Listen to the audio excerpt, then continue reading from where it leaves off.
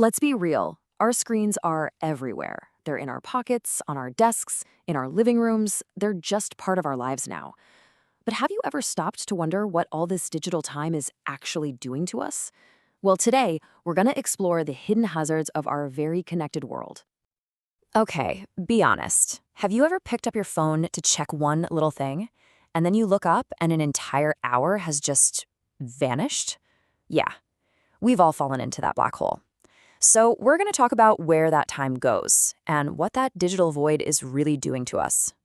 All right, so there's a line, right? A line between technology being this super helpful tool and it becoming something, well, not so helpful. In this first part, that's exactly what we're going to do. We're going to try and find that line to figure out when our screen time crosses over from useful to hazardous. So when we talk about excessive screen time, it's not really about the raw number of hours. And that's the key thing to get here. The real question is, what are you not doing because you're on a screen? Is it pushing out sleep? Is it taking the place of actually hanging out with your friends face to face? That's the danger zone, when the digital world starts to crowd out your actual life. And if you're thinking, oh, it can't be that much time, get ready for this. 7.5 hours. That is the average amount of time an adult spends staring at a screen every single day. That's basically a full-time job, just looking at screens. When you think about it like that, it's kind of staggering, isn't it? Okay, so a third of our day is gone to screens. Fine. But what is that actually doing to our brains? What's the mental price we're paying? In this next part, we're going to dive deep into what's happening inside our heads when we're constantly plugged in. You know, the crazy thing is, our brains are designed to adapt. They're like clay. And this constant fire hose of notifications, pings, and endless scrolling, it's not just a passing distraction. It's literally reshaping that clay. It's rewiring our brains. And that has a huge impact on really fundamental stuff like our ability to focus, how we feel day to day, and even just our ability to get a decent night's sleep. And when you start looking at the specific consequences, well, the list gets pretty long. We're seeing links to higher rates of anxiety and depression. That blue light from our phones messes with melatonin production, the stuff that tells our body it's time to sleep. So yeah, no wonder we're tired. Our attention spans, they're getting shorter. Then there's the physical side, like digital eye strain. Yep, that's a real thing. And of course the big one, FOMO, that fear of missing out that keeps us glued to our feeds just in case. I love this quote. Dr. Sharman nails it when she says we're in a relationship with our devices.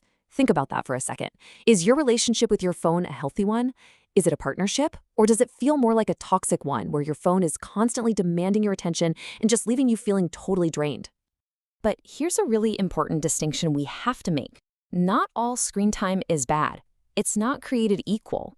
There's a world of difference between actively using your screen, like video chatting with your grandma or learning a new skill online, and just passively consuming. You know, the mindless, endless doom scrolling. That's the stuff we really need to watch out for. All right, we've covered what's happening in our heads, but the story doesn't end there. Not even close. Let's talk about the physical price, the actual, tangible toll all the screen time takes on our bodies.